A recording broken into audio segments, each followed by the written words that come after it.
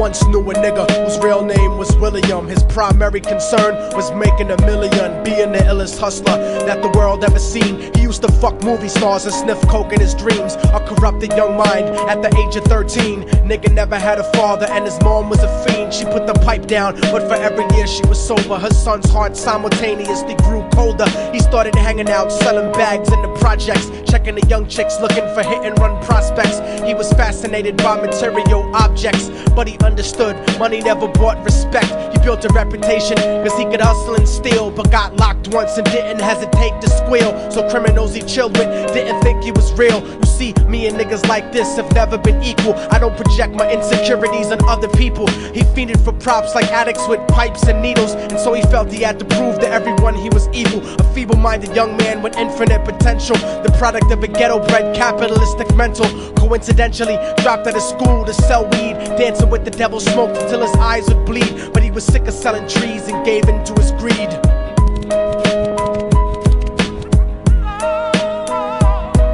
Everyone tryna be trife, never face the consequences. You probably only did a month for minor offenses. Ask a nigga doing life if he had another chance. But then again, there's always the wicked that knew in advance. Dance forever with the devil on a cold cell block. But that's what happens when you rape, murder, and sell rock. Devils used to be gods, angels that fell from the top. There's no diversity because we're burning in the melting pot.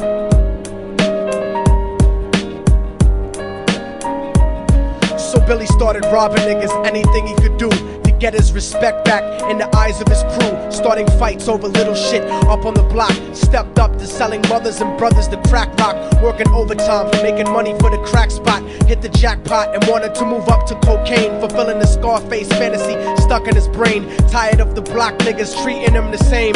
He wanted to be major like the cutthroats and the thugs, but when he tried to step to him, niggas showed him no love. They told him any motherfucking coward can sell drugs. Any bitch nigga with a gun can bust slugs.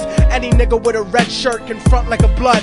Even Puffy smoked the motherfucker up in the club. But only a real thug can stab someone till they die. Standing in front of them, staring straight into their eyes, Billy realized that these men were well guarded, and they wanted to test him before business started. Suggested raping a bitch to prove he was cold-hearted. So now he had a choice between going back to his life or making money with made men. Up in the sight, his dreams about cars and ice made him agree a hardcore nigga is all he ever wanted to be. And so he met them Friday night at 2:45.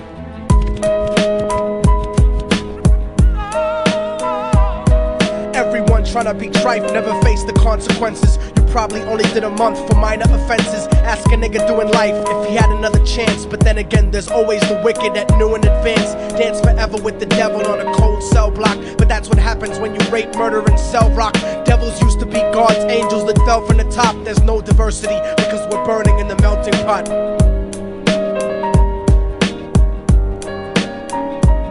They drove around the project slow while it was raining, smoking blunts, drinking and joking for entertainment, until they saw a woman on the street walking alone, 3 in the morning, coming back from work on the way home. And so they quietly got out the car and followed her. Walking through the projects, the darkness swallowed her. They wrapped her shirt around their head and knocked her onto the floor. This is it, kid, now you got your chance to be raw. So Billy yoked her up and grabbed the chick by the hair and dragged her into a lobby that had nobody there. She struggled hard, but they forced her to go up the stairs. They got to the roof and then held her down on the ground, screaming, "Shut the fuck up and stop moving around." The shirt covered her face, but she screamed and clawed. So Billy stomped on the bitch till he broke in her jaw. Them dirty bastards knew exactly what they were doing. They kicked her until they cracked her ribs and she stopped moving. Blood leaking through the cloth, she cried silently.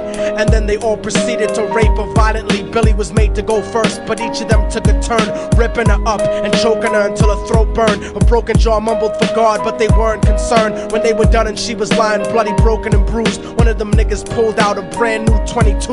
They told him that she was a witness for what she'd gone through, and if he killed her, he was guaranteed a spot in the crew. He thought about it for a minute, she was practically dead, and so he leaned over and put the gun right to her head. I'm falling and I can't turn back. I'm falling and I can't turn back. Right before he pulled the trigger and ended her life, he thought about the cocaine with the platinum and ice, and he felt strong standing along with his new brothers. Cocked the gat to her head and pulled back the shirt cover, but what he saw made him start to cringe and stutter, cause he was staring into the eyes of his own mother. She looked back at him and cried cause he had forsaken her. She cried more painfully, and when they were raping her, his whole world stopped. He couldn't even contemplate. His corruption had successfully changed his fate, and he remembered how his mom used to come home late, working hard for nothing, cause now what was he worth? He turned away from the woman that had once given him birth, and crying out to the sky cause he was lonely and scared, but only the devil responded cause God wasn't there. And right then he knew what it was to be empty and cold, and so he jumped off the roof and died with no soul. They say death takes you to a better place, but I doubt it. After that they killed his mother and never spoke about it. And listen, cause the story that I'm telling is true, cause I was there with Billy Jacobs and I raped his mom too. And now the devil follows me everywhere that I go. In fact, I'm sure he's standing among one of you at my shows, in every street cipher listening to Little Thug's flow. He could be standing right next to you and you wouldn't know. The devil grows inside the hearts of the selfish and wicked. White, brown, yellow and black color is not restricted. You have a self-destructive destiny when you're inflicted, and you'll be one of God's children that fell from the top. There's no diversity because we're burning in the melting pot. So when the devil wants to dance with you, you better say never, because a dance with the devil might last you forever.